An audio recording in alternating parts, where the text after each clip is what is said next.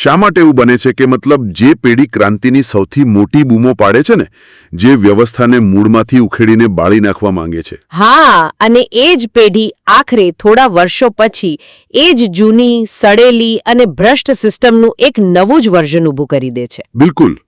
આપણે હંમેશા એવું માનીએ છીએ કે જો આપણે ફક્ત સરકાર બદલી નાખીશું કે કાયદાઓ બદલી નાખીશું તો રાતોરાત બધું જ સુધરી જશે. અને તેમ છતાં જુઓ, જો તમે માનવ ઇતિહાસના પાના ફેરવો તો જોવા મળશે કે આપણે એકની એક જ ભૂલ સદીઓથી કરતા આવ્યા છીએ. આપણે બહારની ઇમારતો તોડી પાડીએ છીએ, પણ એ ઇમારતો બનાવનાર નકશો જે આપણા મનમાં છે ને, તે ક્યારે બદલતા નથી. સાચી વાત છે. તો આજના ગહન વિશ્લેષણમાં શ્રોતાઓનું સ્વાગત છે. આજે આપણે આ જ ચોંકાવનારા કોયડાને ઉકેલવા જઈ રહ્યા છીએ. આપણી પાસે આજે ચર્ચાના કેન્દ્રમાં આચાર્ય પ્રશાંતના વક્તવ્ય અને લખાણોના કેટલાક અત્યંત ધારદાર અંશો છે. હા, અને આ વિશ્લેષણ ખાસ કરીને આજના યુવાનો, જેને આપણે ઝેન ઝી કહીએ છીએ, તેમનામાં જોવા મળતા બળવાનના વલણને એકદમ નવા જ દૃષ્ટિકોણથી તપાસે છે. એટલે આપણે સમજવાનો પ્રયાસ કરીશું કે સમાજમાં દેખાતી સમસ્યાઓનું અસલી મૂળ ક્યાં છે, આપણો અહંકાર કેવી રીતે આપણને છેતરે છે અને સાચી ક્રાંતિ ખરેખર કોને કહેવાય. પણ જુઓ, આ વિષય જેટલો રસપ્રદ છે ને, તેટલો જ કદાચ આપણા પોતાના માટે થોડો અસ્વસ્થ કરી દે તેવો પણ છે. અસ્વસ્થ કરી દે તેવો? એ કેમ? કારણ કે આ ચર્ચા આપણને કોઈ નેતા કે કોઈ વ્યવસ્થા તરફ આંગળી ચીંધવાની છૂટ નથી આપતી. તે આપણને આપણી પોતાની અંદર ડોક્યું કરવા મજબૂર કરે છે. સારું, ચાલો આને વિગતવાર સમજીએ. મને આ બાબતમાં જે સૌથી રસપ્રદ કિસ્સો વાંચવા મળ્યો તે એક સોશિયલ મીડિયા ટ્રેન્ડનો હતો. કદાચ તમે પણ જોયો હશે. પેલું કોકરોચ પાર્ટી નામનું એક પેજ અચાનક વાયરલ થઈ ગયું. અરે હા, એ પેજ તો બહુ જ ચર્ચામાં હતું. 2-3 દિવસની અંદર જ હજારો લાખો બેરોજગાર યુવાનો એ પેજ સાથે જોડાઈ ગયા. તેનો ઉદ્દેશ્ય જાણે કે સરકાર અને પ્રસ્થાપિત વ્યવસ્થા સામે એક મોટો ઓનલાઈન બળવો પોકારવાનો હતો. હું જ્યારે આના વિશે વિચારતો હતો ત્યારે મને લાગ્યું કે આ તો પેલા ઇન્સ્ટાગ્રામ પર આવતા ડાન્સના વાયરલ ટ્રેન્ડ જેવું જ છે. એકદમ સાચું. આજે આ ટ્રેન્ડ છે, કાલે કોઈ બીજો હશે. હા, મતલબ શું, માત્ર એક પેજ બનાવીને કે તેના પર લાઇક બટન દબાવીને ક્યારે કોઈ સિસ્ટમ બદલાઈ શકે? જુઓ, આજ તો સૌથી મોટો ભ્રમ છે. અહીં આપણે બે વસ્તુઓ વચ્ચેનો ભેદ સમજવો ખૂબ જ જરૂરી છે. એક છે પ્રતિક્રિયા અને બીજો છે ઉકેલ. પ્રતિક્રિયા અને ઉકેલ? હા, પેલી કોકરોચ પાર્ટી જેવી ઘટનાઓ માત્ર એક સપાટી પરની પ્રતિક્રિયા છે. જ્યારે તમારી અંદર કોઈ ઊંડી સમજ ન હોય, જ્યારે તમારી અકળામણ માત્ર છીછરી હોય, ત્યારે તમારી પ્રતિક્રિયા પણ એટલી જ છીછરી રહેવાની. એટલે તમે ઇન્ટરનેટ પર થોડો ગુસ્સો ઠાલવી દો છો, થોડા મીમ શેર કરી દો છો? બિલકુલ. અને તમને લાગે છે કે તમે કોઈ બહુ મોટું ક્રાંતિકારી પગલું ભરી લીધું છે. પણ વાસ્તવમાં આ કોઈ ઉકેલ નથી. ઉકેલ બહુ ઊંડાણ માંગે છે. અને આજના યુવાનોને કદાચ એ ઊંડાણમાં જવું ગમતું નથી, બરાબર ને? જો હું મારી પોતાની જ વાત કરું તો જ્યારે કોઈ મુશ્કેલી આવે ત્યારે મારી પાસે બે રસ્તા હોય છે. કયા બે રસ્તા? કાં તો હું એમ કહું કે ભાઈ આ સેસ્કેનો જ ખરાબ છે, હું આની સામે બળવો કરીશ, અથવા હું એમ કહું કે આ પરિસ્થિતિ માટે ક્યાંક ને ક્યાંક હું પણ જવાબદાર છું, મારે મારી જાતને સુધારવી પડશે. અને મોટે ભાગે આપણે પહેલો રસ્તો જ પસંદ કરીએ છીએ. હા, કારણ કે પહેલો રસ્તો એટલે કે બળવો કરવો એ ઘણો રોમાંચક લાગે છે. એમાં એક હીરોવાળી ફિલિંગ આવે છે. એકદમ સાચું. બળવો કરવો એ આજકાલ કૂલ માનવામાં આવે છે. તેનાથી તમારો અહંકાર સંતોષાય છે. જ્યારે તમે સિસ્ટમ સામે આંગળી ચીંધો છો ત્યારે તમે તમારી જાતને એક ઉચ્ચ નૈતિક સ્તર પર મૂકી દો છો. તમે જાણે કે એક નિર્દોષ યોદ્ધા બની જાઓ છો. અને જવાબદારી સ્વીકારવી એ કંટાળાજનક લાગે છે. હા, બીજી બાજુ જવાબદારી સ્વીકારવી એ ખૂબ જ નીરસ, કંટાળાજનક અને પીડાદાયક પ્રક્રિયા છે. જવાબદારી લેવાનો અર્થ એ છે કે તમારે તમારી પોતાની ખામીઓ સ્વીકારવી પડશે. મતલબ કે મારે મારી પોતાની આળસ જોવી પડશે. બિલકુલ. તમારે તમારી આળસ, તમારા પોતાના લોભ અને તમારી પોતાની અજ્ઞાનતાનો સામનો કરવો પડશે. અને અહંકાર ક્યારેય આ કરવા માંગતો નથી. આ વાત પરથી મને પેલા ઉદાહરણની યાદ આવે છે જે આ સ્ત્રોતમાં બહુ સચોટ રીતે મૂકવામાં આવ્યું છે. પેલા અવાજ કરતા પંખાનું ઉદાહરણ. અરે હા, એ તો બહુ જ પાવરફુલ ઉદાહરણ છે. કલ્પના કરો કે તમે એક રૂમમાં બેઠા છો, બહુ ગરમી છે અને છત પર એક પંખો ચાલી રહ્યો છે, પણ તેની મોટરમાં કંઈક ખરાબી છે. તેમાંથી સતત કાન ફાડી નાખે એવો અવાજ આવી રહ્યો છે. કચડ કચડ અવાજ.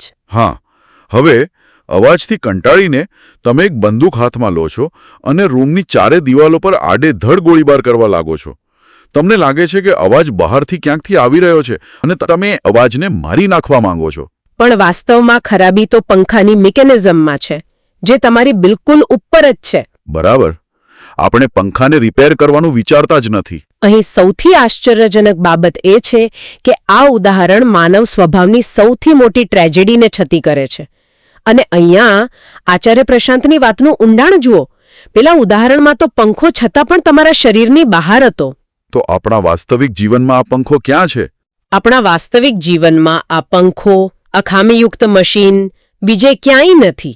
તે આપણું પોતાનું મન છે, આપણો પોતાનો અહંકાર છે. બધો જ ઘોંઘાટ, બધી જ અશાંતિ આપણી અંદરથી જ પેદા થઈ રહી છે. એટલે તમે કહેવા માંગો છો કે આ બધું આપણી અંદર જ છે? હા, તે અવાજ બહારની દુનિયામાં જાય છે. ભ્રષ્ટાચાર, બેરોજગારી કે અરાજકતાના રૂપમાં અથડાય છે અને પછી પડઘો પડીને પાછો આપણા જ કાન પર પડે છે. અને આપણે મૂર્ખાઓની જેમ એ પડઘા પર ગોળીબાર કરી રહ્યા છીએ. બિલકુલ. આપણે બહારની દુનિયાને બદલવાના વ્યર્થ પ્રયાસો કરી રહ્યા છીએ. સામાન્ય માણસને રેલીઓ કાઢવી ગમે છે, પણ પોતાનો અરીસો જોવો ગમતો નથી. એક મિનિટ ઊભા રહો. મારે અહીંયા તમને એક કાઉન્ટર સવાલ પૂછવો છે. હા, ચોક્કસ પૂછો. જો મારી સામે કોઈ સ્પષ્ટ ભ્રષ્ટાચાર થઈ રહ્યો હોય, જો સિસ્ટમમાં ખરેખર એટલી ખામીઓ હોય કે યુવાનોને નોકરીઓ ન મળતી હોય, તો શું મારે ચૂપચાપ બેસી રહેવું? શું ખરાબ સિસ્ટમ પર ગુસ્સો આવવો એ એક સામાન્ય માનવીય સ્વભાવ નથી? આ બહુ જ વ્યાજબી સવાલ છે અને મોટાભાગના લોકો આ જ દલીલ કરે છે. હા, કારણ કે અવાજ તો ખરેખર પરેશાન કરી રહ્યો છે ને. પણ અહીંયા આપણે એ સમજવાનું છે કે અહંકાર કેવી રીતે કામ કરે છે. અહંકાર હંમેશા પીડિત બનવાની તક શોધતો હોય છે. પીડિત બનવામાં એક બહુ મોટો નફો છે. નફો? પીડિત બનવામાં નફો કેવો? જુઓ, જે ક્ષણે તમે સાબિત કરી દો કે હું તો બિચારો છું, મારા જીવનની બધી જ તકલીફો માટે સરકાર, સમાજ કે આર્થિક વ્યવસ્થા જવાબદાર છે, તે જ ક્ષણે તમે તમારી જાતને કોઈપણ પ્રકારના સુધારા કરવાની જવાબદારીમાંથી મુક્ત કરી દીધી. અરે વાહ, તો બહુ જ ઊંડી વાત છે. હા, બહાર ભ્રષ્ટાચાર છે, બેરોજગારી છે, પણ એ ભ્રષ્ટાચાર કોણ કરી રહ્યું છે? એ જ લોકો જે ક્યારેક તમારી અને મારી જેમ સામાન્ય નાગરિક હતા. એટલે તમે એમ કહી રહ્યા છો કે જે લોકો આજે રોડ પર ક્રાંતિની બૂમો પાડી રહ્યા છે, જો તેમને કાલે સત્તા મળી જાય તો તેઓ પણ એ જ ભ્રષ્ટાચાર કરવાના છે? બિલકુલ, કારણ કે તેમના મનની મિકેનિઝમ હજુ પણ એ જ છે, લોભ, સ્વાર્થ અને અજ્ઞાનતાથી ભરેલી. મતલબ અંદરનો પંખો તો હજી ખરાબ જ છે. હા, જો તમે એ ક્રાંતિકારી યુવાનને જઈને કહો કે ભાઈ તારી બહાર જે આ ભ્રષ્ટ વ્યવસ્થા છે તે ખરેખર તારા જ ભ્રષ્ટ અને આળસુ મનનું એક વિરાટ સ્વરૂપ છે, તો તે ક્યારે સ્વીકારશે નહીં. તે ભડકી ઉઠશે. એકદમ. તે પોતાને એક નિર્દોષ હીરો તરીકે જોવાનું પસંદ કરે છે, જ્યારે સત્ય એ છે કે તે પોતે જ એ પરિસ્થિતિનો સર્જક છે. અહીં વાત ખરેખર ખૂબ જ રસપ્રદ બને છે. આ બાબત મને સીધી જ ઇતિહાસના એ પાનાઓ તરફ લઈ જાય છે જ્યાં આવી કહેવાતી ક્રાંતિઓ થઈ ચૂકી છે. હા, ઇતિહાસ તો આવા ઉદાહરણોથી ભરેલો છે. હું જ્યારે આ વિશ્લેષણના ઐતિહાસિક ઉદાહરણો વાંચી રહ્યો હતો ત્યારે મારા રૂવાડા ઊભા થઈ ગયા. 1917ની રશિયન ક્રાંતિનું જ ઉદાહરણ લઈએ. બહુ જ મોટો ઐતિહાસિક વળાંક. લાખો ખેડૂતો અને મજૂરોએ ભેગા થઈને એક અત્યાચારી ઝારશાહી શાસનને ઉખાડી ફેંક્યું. એમનો હેતુ તો બહુ પવિત્ર હતો ને, સમાનતા લાવવી હતી, ગરીબોને ન્યાય અપાવવો હતો. સાચી વાત છે. પણ એ ક્રાંતિનું પરિણામ શું આવ્યું? થોડા જ વર્ષોમાં એ જ ક્રાંતિના ગર્ભમાંથી જોસેફ સ્ટાલિન જેવો ઇતિહાસનો સૌથી ક્રૂર સરમુખત્યાર પેદા થયો, જેણે લાખો પોતાના જ નાગરિકોની હત્યા કરાવી નાખી. અને જુઓ, આ માત્ર કોઈ એક દેશ પૂરતું સીમિત નથી. આ માનવ મનોવિજ્ઞાનની એક યુનિવર્સલ પેટર્ન છે. હા, બીજું ઉદાહરણ પણ છે 1979ની ઈરાનની ક્રાંતિનું. હા, એ પણ બહુ જ આંખ ઉઘાડનારું છે. ત્યાં પણ શરૂઆતમાં તો ખૂબ જ પ્રગતિશીલ માહોલ હતો. મહિલાઓએ રસ્તા પર ઉતરીને તત્કાલીન શાહની દમનકારી સત્તાનો ભારે વિરોધ કર્યો. તેમને આધુનિકતા અને સ્વતંત્રતા જોઈતી હતી. પણ જેવી ક્રાંતિ પૂરી થઈ અને નવી સત્તાએ દેશનો કબજો લીધો તો સૌથી પહેલું કામ શું કર્યું? મને લાગે છે એ જ મહિલાઓ પર પ્રતિબંધો મૂકી દીધા. બિલકુલ. જે મહિલાઓએ ક્રાંતિ કરી હતી તેમને જ પાછી બુરખામાં અને 4 દિવાલોની અંદર કેદ કરી દીધી. આ જોઈને મારું મગજ ચક્રાવે ચડી ગયું કે આખરે એવું તે શું થાય છે કે સિસ્ટમ બદલવા છતાં આવું કેમ થાય છે? લોકો પોતાની મુક્તિ માટે લડે છે અને આખરે એક નવી જ ગુલામીમાં ફસાઈ જાય છે. એનું કારણ એ છે કે આપણે માત્ર સંસ્થાઓ અને સત્તાના ચહેરા બદલીએ છીએ, પણ લોકોની ચેતનાનું સ્તર એટલે કે કોન્શિયસનેસ એનું એ જ રહે છે. ચેતનાનું સ્તર? હા, રશિયામાં લોકોએ ઝારને તો હટાવી દીધો, પણ એ લાખો લોકોના મનમાં જે એક નાનકડો સત્તાભૂખ્યો ઝાર બેઠેલો હતો તેને કોઈએ ન હટાવ્યો. અરે બાપ રે, આ તો બહુ જ મોટો પોઈન્ટ છે. પરિણામે જ્યારે સામાન્ય માણસમાંથી જ કોઈ વ્યક્તિ સત્તા પર પહોંચી ત્યારે તેના અહંકારે એ જ જૂની દમનકારી સિસ્ટમ ફરીથી ઊભી કરી દીધી, માત્ર તેનો રંગ લાલ કરી દીધો. મતલબ, જ્યાં સુધી વ્યક્તિગત સ્તરે માનસિક પરિવર્તન ન આવે ત્યાં સુધી સામૂહિક ક્રાંતિઓ આખરે નિષ્ફળ જ જાય છે. બિલકુલ. તમારો સામૂહિક અહંકાર જૂના જ કેન્દ્રમાંથી નવી વ્યવસ્થાનું નિર્માણ કરશે. આ તો એવી વાત થઈ કે જાણે તમે કચરાપેટીનો ડબ્બો બદલી નાખ્યો, તેને સરસ મજાના રંગથી રંગી દીધો, પણ અંદર જે કચરો પડેલો છે તેને બહાર ફેંકવાનું જ ભૂલી ગયા. એકદમ સાચી વાત. થોડા સમય પછી એ નવા ડબ્બામાંથી પણ એવી જ દુર્ગંધ આવવાની છે. અને અહીંયા આ વિશ્લેષણ લોકશાહી વિશે પણ એક બહુ જ કડવી પણ જરૂરી સચ્ચાઈ રજૂ કરે છે. આપણે બધા લોકશાહીને એક પવિત્ર ગાય માનીએ છીએ. હા, આપણને લાગે છે કે દર 5 વર્ષે ચૂંટણી થાય એટલે બધું બરાબર છે. પણ લોકશાહી એક બેધારી તલવાર છે. લોકશાહીની સફળતાનો સંપૂર્ણ આધાર તેના મતદાતાની ચેતના પર રહેલો છે. જો મતદાતા જ અંદરથી લાલચુ હોય, ડરેલો હોય અને અજાગૃત હોય તો શું થાય? તો સ્પષ્ટ છે કે તે એવા જ નેતાને પસંદ કરશે જે તેના ડરનો વેપાર કરી શકે. હા, પણ પ્રક્રિયા એનાથી પણ વધુ સૂક્ષ્મ છે. એક અજાગૃત મતદાતા ખરેખર રાજકીય મેન્યુપ્યુલેશનને ખુલ્લું આમંત્રણ આપે છે. તે પોતાની અજ્ઞાનતા દ્વારા જાણે એમ કહેતો હોય છે કે આવો, મને જૂઠા સપનાઓ બતાવો, મને છેતરો, કારણ કે મને કડવું સત્ય સાંભળવાની હિંમત નથી. અને લોકશાહીનું માળખું જેવું છે કે તે સમાજના સરેરાશ સ્તરનું જ પ્રતિનિધિત્વ કરે છે. બિલકુલ. પરિણામે એક સંપૂર્ણ લોકતાંત્રિક પ્રક્રિયા દ્વારા જ સમાજની સૌથી અયોગ્ય, સૌથી ભ્રષ્ટ વ્યક્તિ ધીમે ધીમે સત્તાના શિખર પર પહોંચી જાય છે. જો કે આપણે અહીં સ્પષ્ટ કરી દઈએ કે આપણી આ ચર્ચા કોઈ એક દેશ, કોઈ એક પક્ષ કે કોઈ વિશેષ રાજકીય વિચારધારા પૂરતી સીમિત નથી.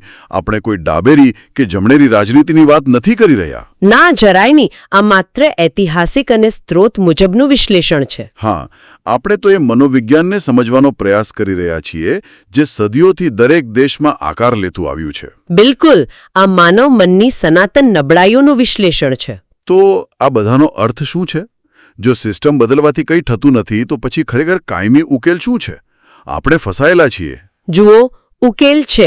કારણ કે જો રસ્તા પર ઉતરીને ક્રાંતિ કરવાથી માત્ર એક નવો સરમુખત્યાર પેદા થતો હોય, જો લોકશાહીમાં પણ આપણો અહંકાર આપણને છેતરતો હોય, તો આધુનિક શિક્ષણ વ્યવસ્થા પણ આમાં નિષ્ફળ ગઈ છે ને? હા, મોટા ભાગે તો નિષ્ફળ જ ગઈ છે. મને તરત જ પિંક ફ્લોઇડના પેલા પ્રખ્યાત ગીતની પંક્તિઓ યાદ આવે છે, we don't need no education.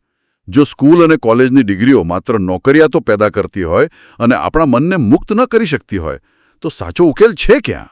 જો આપણે આને મોટા ચિત્ર સાથે જોડીએ તો ઉકેલ ખૂબ જ સ્પષ્ટ છે. જો કે તે સહેલો બિલકુલ નથી.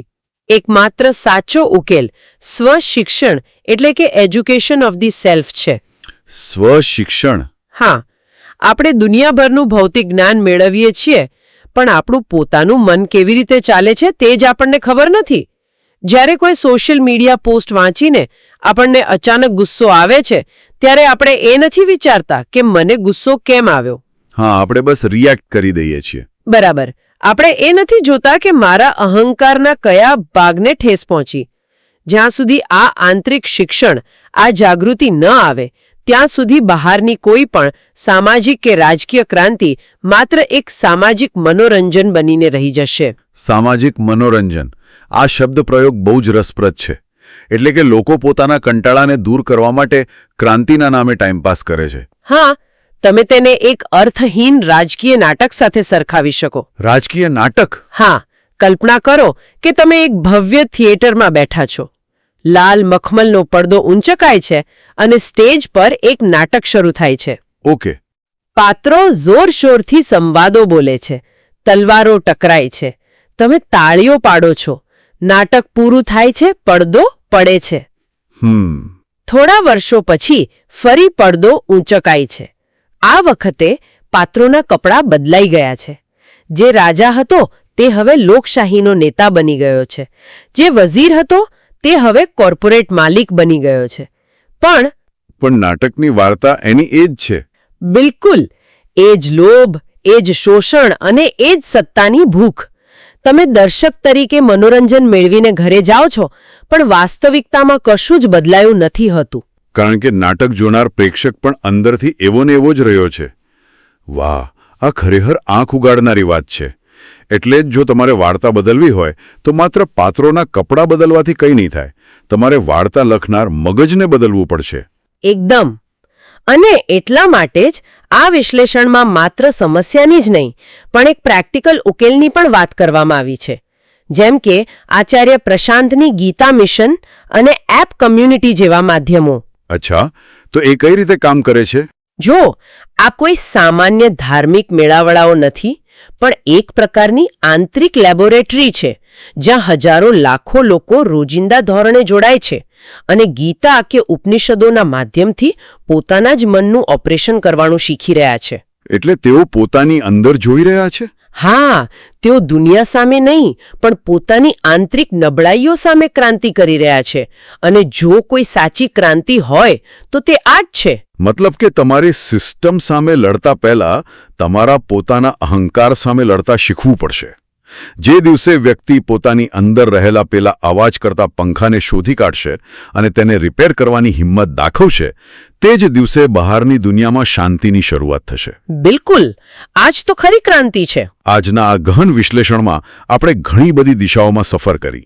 જો આખી ચર્ચાનો મુખ્ય મુદ્દાઓનો સારાંશ કાઢીએ તો વાત એટલી જ છે કે બહારની દુનિયાની સમસ્યાઓ માત્ર આપણા અંદરના અરાજક મનનું અને સામૂહિક અહંકારનું પ્રતિબિંબ છે. હા, અને બળવો કરવો સહેલો છે, પરંતુ આંતરિક જવાબદારી સ્વીકારવી અને સ્વશિક્ષણ મેળવવું એ જ સાચી ક્રાંતિ છે. એકદમ સાચી વાત. તો શ્રોતાઓ, આજે આપણે આ ઊંડી ચર્ચાના અંતે એક વિચારવા જેવો પ્રશ્ન તમારા માટે છોડી જવા માંગીએ છીએ. આપણે રોજ સવારે ન્યૂઝપેપર વાંચીને કે સોશિયલ મીડિયા જોઈને ફરિયાદ કરીએ છીએ કે દુનિયા બગડી રહી છે, સિસ્ટમ ભ્રષ્ટ છે, દરેક જગ્યાએ અરાજકતા છે. પરંતુ જરા શાંતિથી વિચારો.